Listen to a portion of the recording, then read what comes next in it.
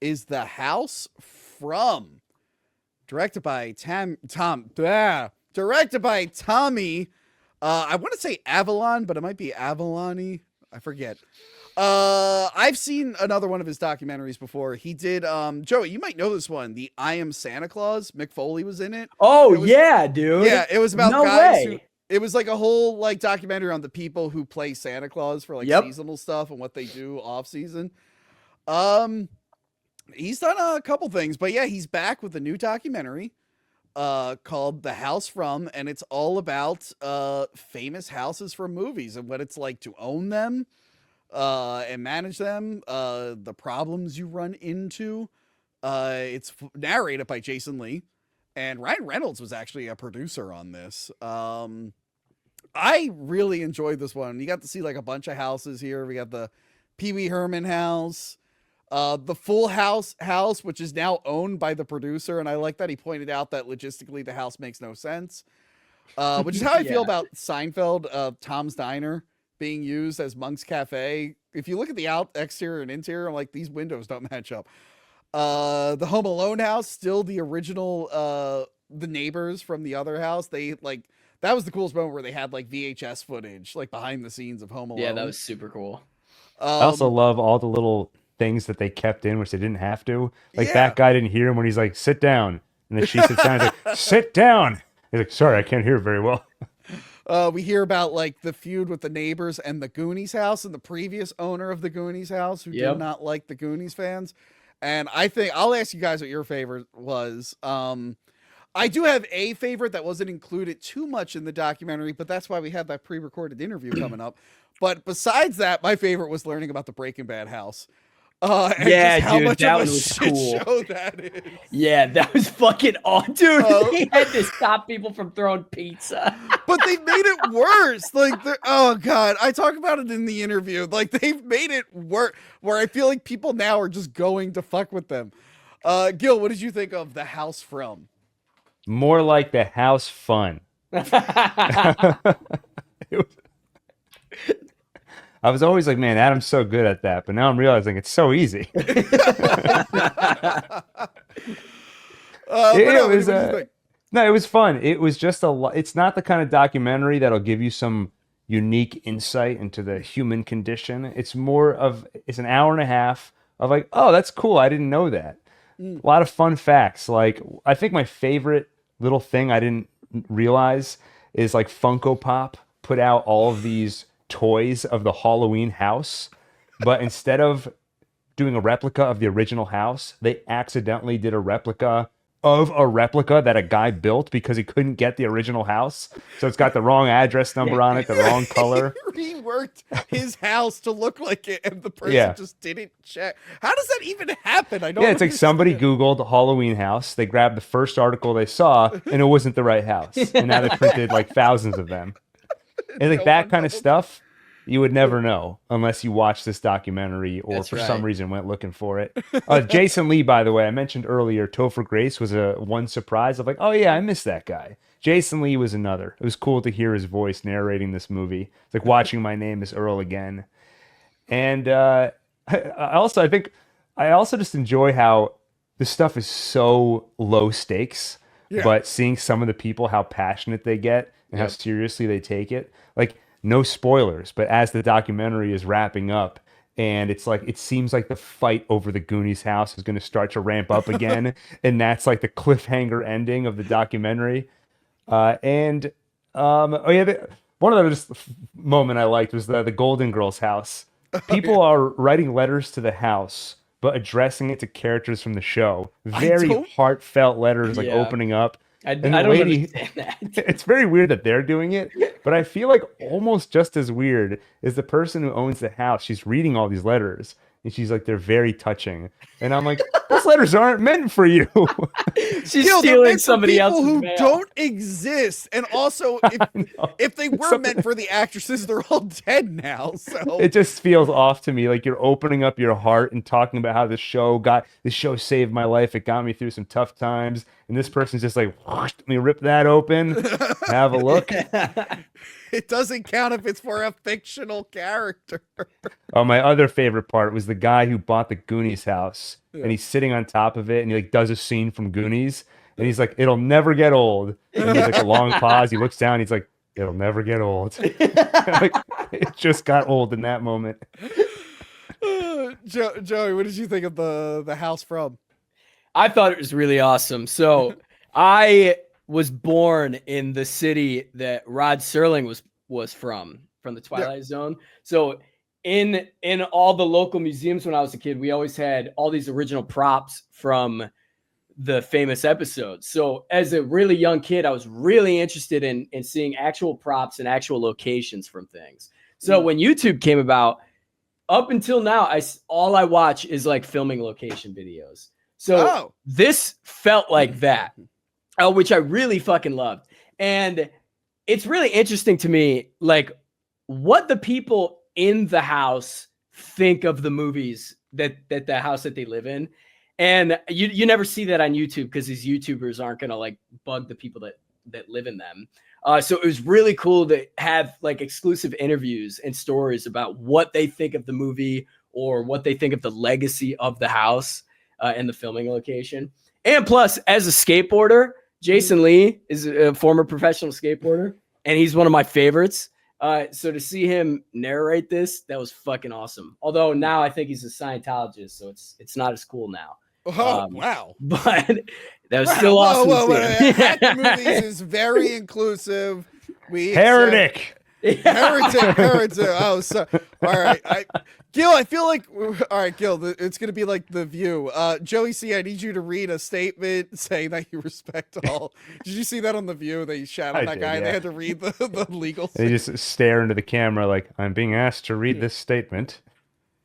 I Joey C, am very inclusive of all Scientologists and all religions. Signed, Joey C from Hack the Movies. Well, I don't see you from Hack the Movies.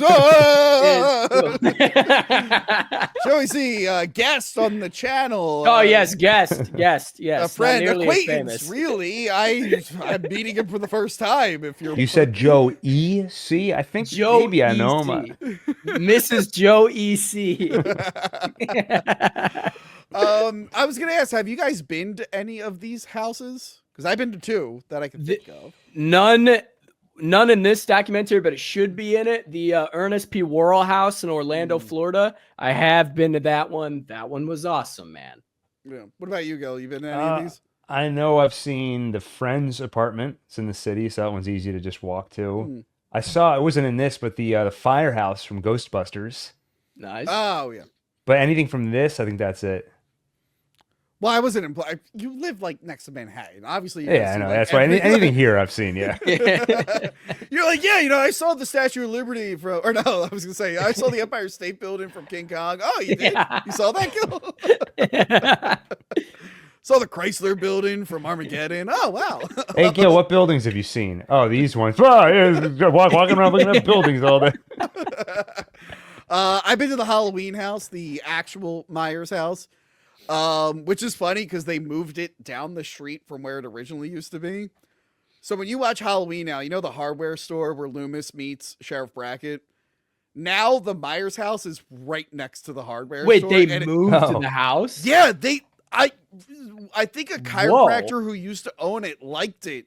And they were leveling all the houses on that block, so they moved it. They chopped it up and moved it down the street. I don't even know how you do that. Yeah, I have no idea.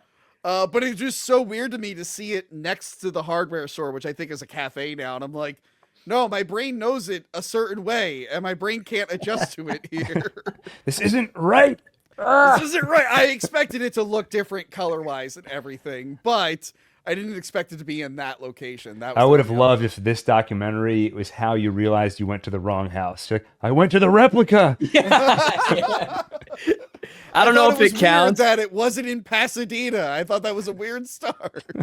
I don't know if it counts, but I do have a piece of the house from the Blair Witch Project at the end of the movie. Ooh. So oh, that's cool. That's my rise to fame right there.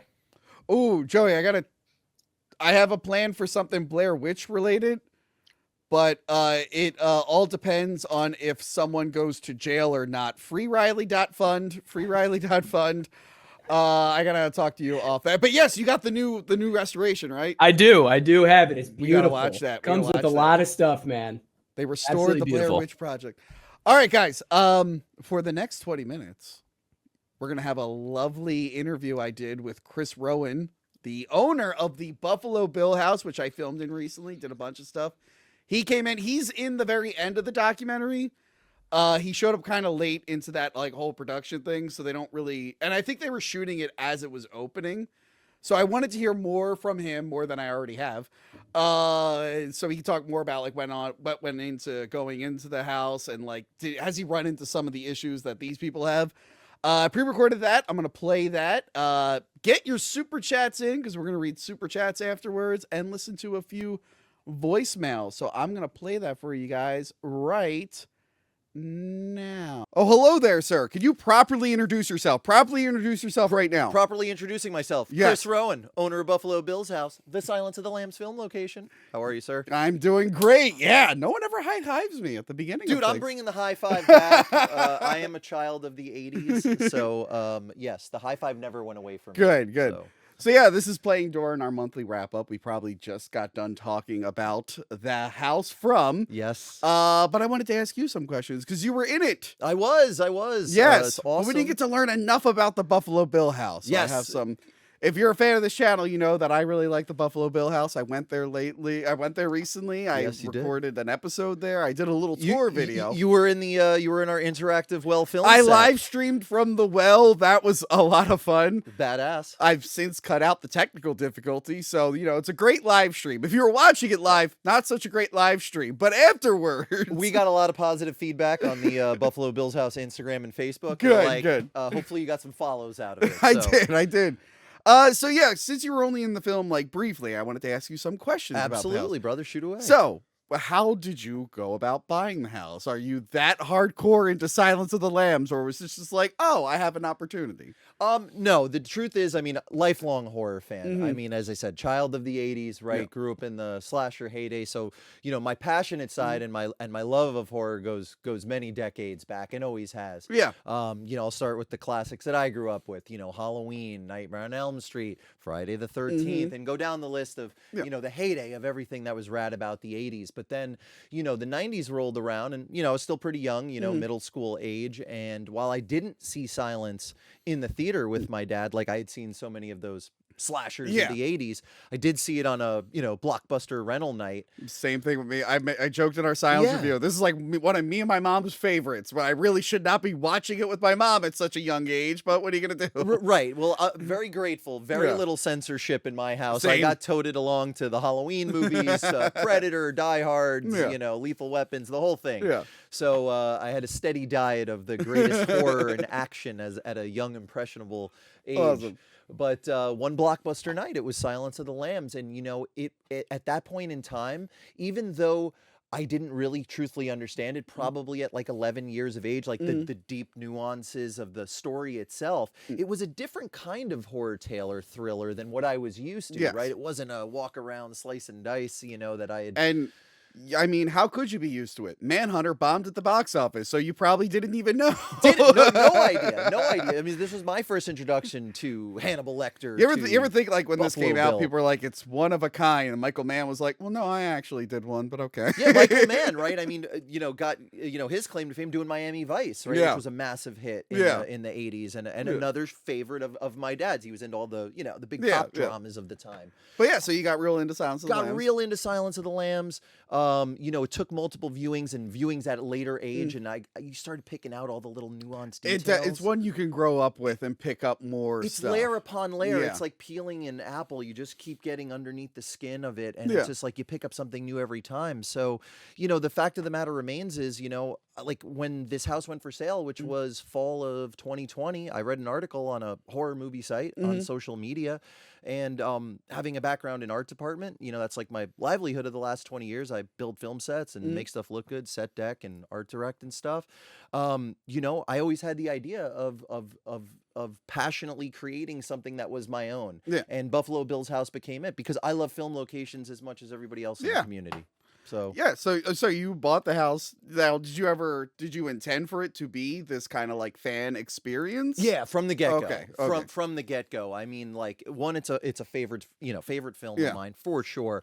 But the idea of like all the cool places that you've probably visited, right? Yeah. Even at a younger age, like going to California, going to the Myers house, or Yeah, I've been there. yeah, or going to see where Arnold jumps the Harley off the ramp in Yeah. T2, or the Yeah. stuntman jumps it off for And Arnold. thousands of people go to Heinz Field to see where I was in The Dark Knight Rises. Yeah, there exactly. Yeah, I know Pittsburgh's own. I know it's called something else now, but They did yeah, change the they name all again. make the pilgrimage there, and they were like, Tony was somewhere in that stadium. Not actually sure Well, where. I mean, the Hack the Movies dedicated faithful, my man. I mean, God knows now that my house is in earshot. I mean, I need to make the pilgrimage and pay my respects the So- same way. So it was always meant to be a fan experience. Absolutely. Think about the list. It's a super short list of filming locations that are open to these fan experiences, right? So many are privately owned. Yeah. Even more have been bulldozed or gone the way of the dinosaur.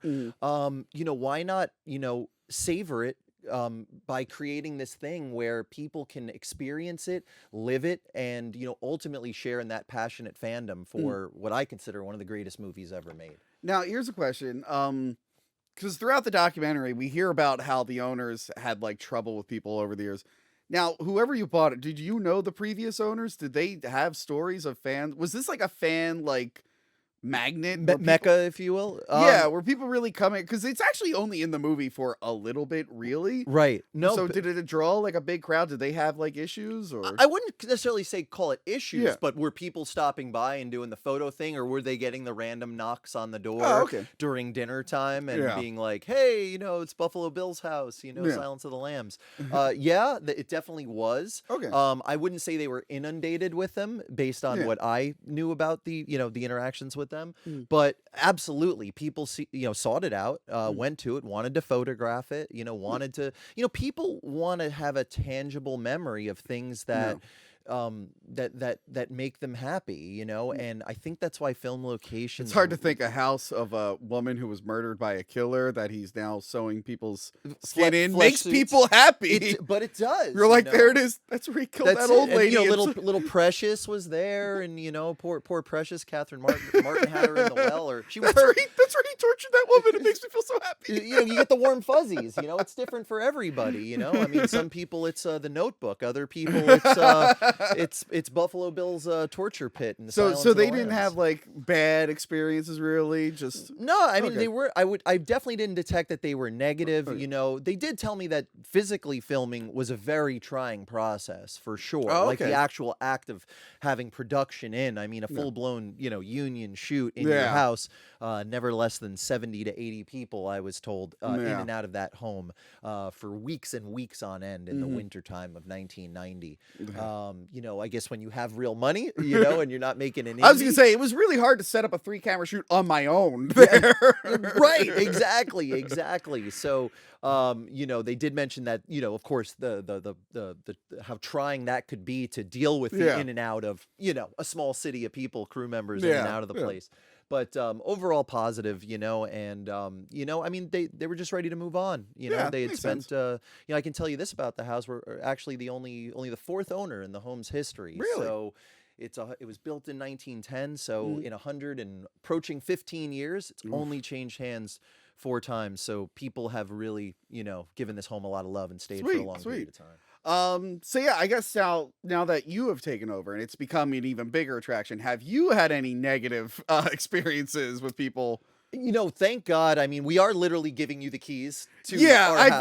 feel like the ones that do that are a little bit easier. But I guess how are the neighbors' reaction to this? Great question. And I had a lot of reservations because I Yeah. kind of went in all guns blazing Yeah. and was like, we're going to do the fictional serial killer Airbnb format. Come stay in our fictional serial killer's Airbnb with a torture pit and, and a disco ball in the basement, and places to put lotion on your nipples, and it's gonna be fun and freaky.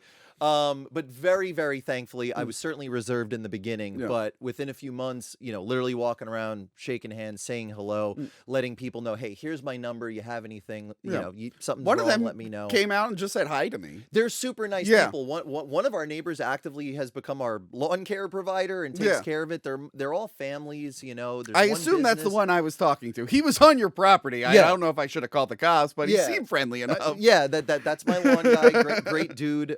Helps keep. They're the kind of people who at this point, like, hey, we had a storm. There's a tree branch down. They'll call me and let me know, or hey, you want to be aware of this.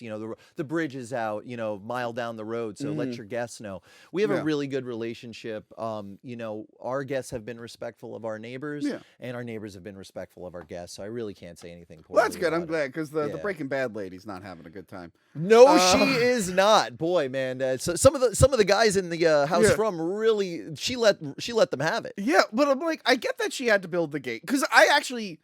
It is funny because you see the fans being like, well, I'm like, well, that is someone's home. Like, you have to be a little respectful. Yeah. And I get once she built the gate to get people to stop throwing pizzas on her house. I feel like it should have ended there, but to sit in your chair and just start cursing at people, I'm like, now you're a problem for the neighborhood. I mean, I couldn't live with that type of negativity in my the soul, What she doesn't realize is that she is now no one cares about the not Buffalo Bill. Sorry, everyone cares about that.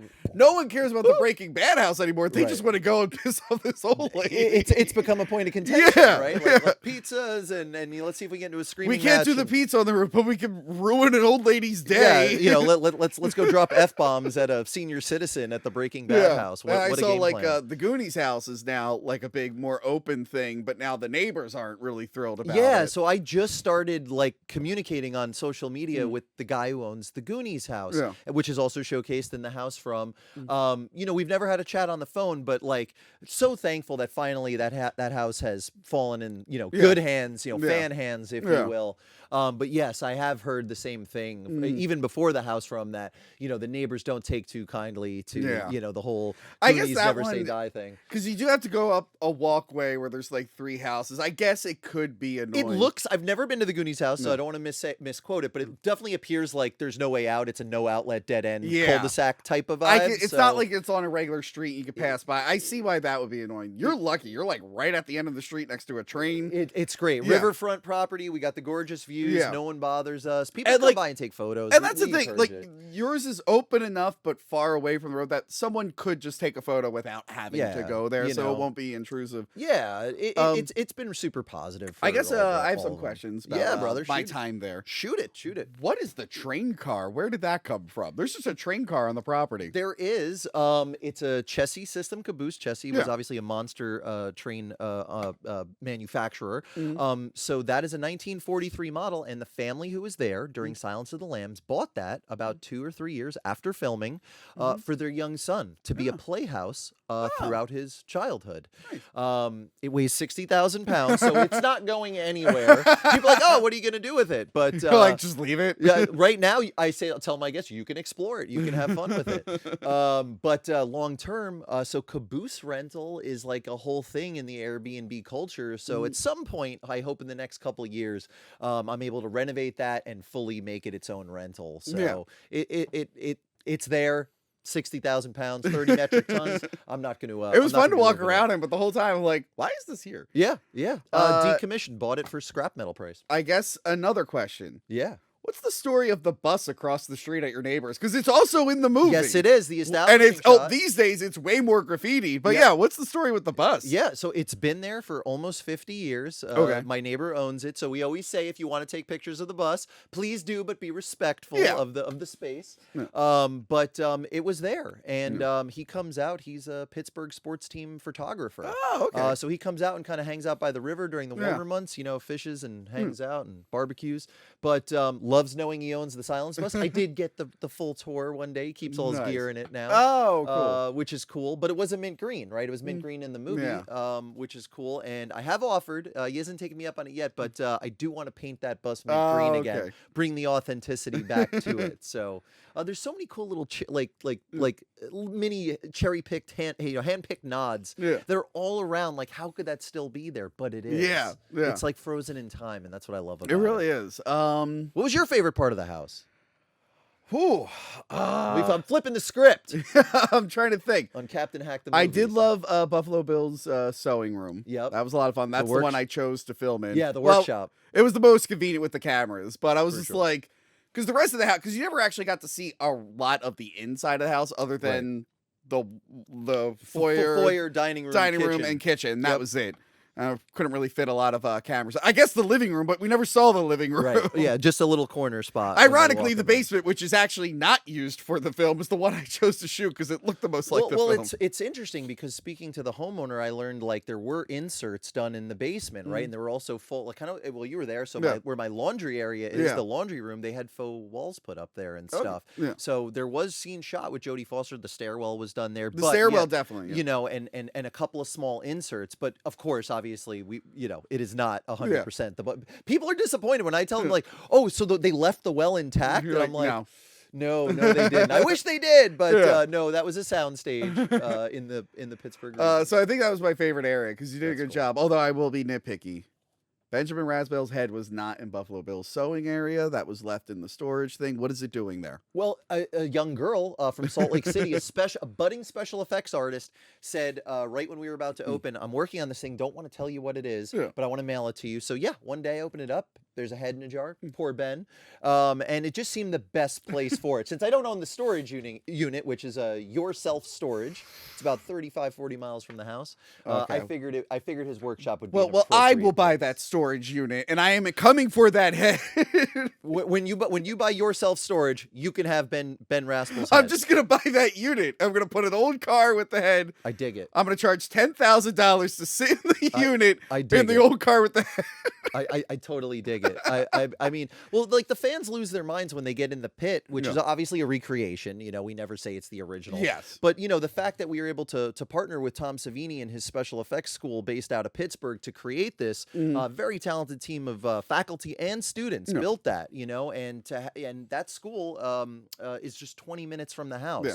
So it's just like it's a real feather in the cap to complete the experience. Like I really wanted to blur the lines of reality. Yeah. Right. This story is being told. Right. It's a movie house. Right. What wasn't here? The Yeah. pièce de résistance. It's the well. It's the You first. need the well The in well there. had to go. It was like Yeah. number one with a bullet. Had to happen. I will say my favorite thing was the clawfoot bathtub. Oh, thank you. I never had a bath in a clawfoot bathtub before. I'm like, this is great. All brass faucetry too. Like all Yes, I'm original. like, this is awesome. I gotta get one of these one day. My bathtub here sucks. Yeah, I'm like, I was mine jealous. too. Yeah, Mine too. I got a crappy 1960 bathtub where I live, but I don't have anything as ornate as Buffalo Bill's bathroom. It's a nice place to. I guess not to be negative. I'll clean. tell you some things I didn't like. Okay. The life-size animatronic of Hannibal Lecter. Oh, okay, When in I the go foyer. downstairs in the middle of the night for a glass of water, kept forgetting it was there. That one got me. Did you do a little poo poo in the backside when you came down the stairs? It is one of those things I had to keep telling myself. I'm like, it's downstairs. You're gonna see it. Don't be surprised. Right. Don't be surprised. And then I would turn the corner. I'm like, oh my god.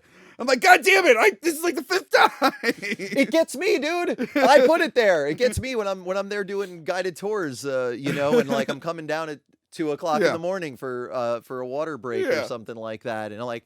I turn the corner from the dining room and I see a 6-foot figure. It's imposing. You think you're in your house by yourself, but it zings me, so don't feel bad. But yes, You need more moths. more moths. More moths. More moths. Duly noted. You need another tub with a dead lady in it. Yeah, you're not the first person to say Yeah. it. Poor Mrs. Lipman. We'd love to get her going. The flesh suit is also on the menu for Okay. getting done, We which need the should be flesh in suit. Bill's workshop. Are we gonna have experience. any hints of Buffalo Bill's Nazi phase? Because that's in the movie. No, we're gonna go ahead and pass. Oh, we're gonna right pass over- on that yeah, one? No, I'm gonna. No, I'm all about authenticity as an art director. Not something I condone, and I'm sure no one That else is does that's one of the either. funny things about production design. Of that, like they just drop hints of other phases he went through. I'm like, oh, that must have been an interesting thing. No. We like to focus on Bill's excellent wardrobe choices, his love of. Yeah, we're not going to precious- focus on that. We're going to focus on the Yeah. skinning women phase. Yeah. Well, Bill's in his. If Bill was a Taylor Swift fan, he would be in his flesh suit precious era, if you will.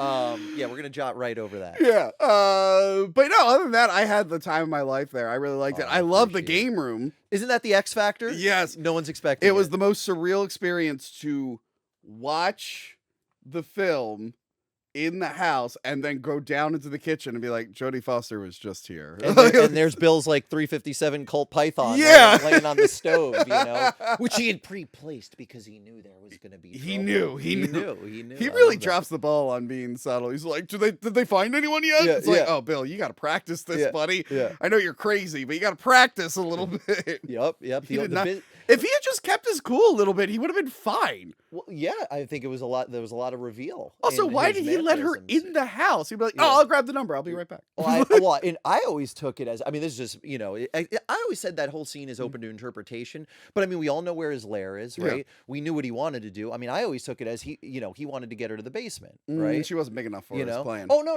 not for necessarily a flesh shoot, just to take Just her to out get of the rid of- equation. Yeah. Just to kill her. Yeah, I guess so. essentially, I guess so. I mean, does he not know that like FBI agents are like, hey, I'm going to this house? They're Jodie Foster, definitely not about a size 14. yeah, no, not at all. For the record. Not at all. Not at all. Petite little lady she is. But yeah, so I loved seeing you in this documentary. Thank you, brother. I'm glad we appreciate got to learn more during Yeah, this. yeah, And before we cut back to the live show, tell us again where we can book the Buffalo Bill House. Yeah, so Buffalo Bill's house is in Perryopolis, PA. It's right outside of Pittsburgh.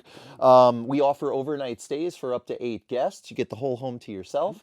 We also offer guided tours, and if you are a filmmaker, the chance for on-location filmmaking. So, and you will see some of that coming up really soon. Yeah. We'll talk more about that. But check us out at buffalobillshouse.com for more information, and we're on all the major social media channels as well. So, All right. Back to the show. And we're back. And we're back. And we're back. We learned a lot, didn't we? Boy, did we. That was great, Wow, Tony. that was a great interview. Thank you. I hope you guys enjoyed that. We've never done a pre-recorded 20-minute interview in the middle of a live episode before. Yeah, I dug that, man. That was really great. Let me know Yeah, if you if guys want I- more pre-recorded segments. What were you going to say, Gil? No, I was going to say, Tony, that was so great that if I were there with you now, I would definitely high-hive you just to congratulate you. High five. No one high-fives me. A High hive. High-hive. Did I say hi? I said That's like hi, your hi. first word. Me and Gil were texting like, why did he say hi? Yeah, we were high-hiving each Hold other on, the whole properly time. introduce yourself. Properly introduce yourself right now. properly introducing myself, Yes. Chris Rowan, owner of Buffalo Bill's house, the Silence Hold of on. the Lambs film location. How are you, sir? I'm doing great. Yeah, no one ever high-hives me at the beginning. You motherfuckers. I said hi-hive. You were a little nervous. It's okay. We were fucking crying. We were high-hiving each other this Me at whole the interview. beginning. Dude, I'm Hold on. Yeah, no one ever high-hives me at the beginning. All right. Actually, I think you said hide hives. Don't make it worse, Gil. I've already admitted that I fucked up. Don't make this worse, you asshole. Oh, God, holy shit.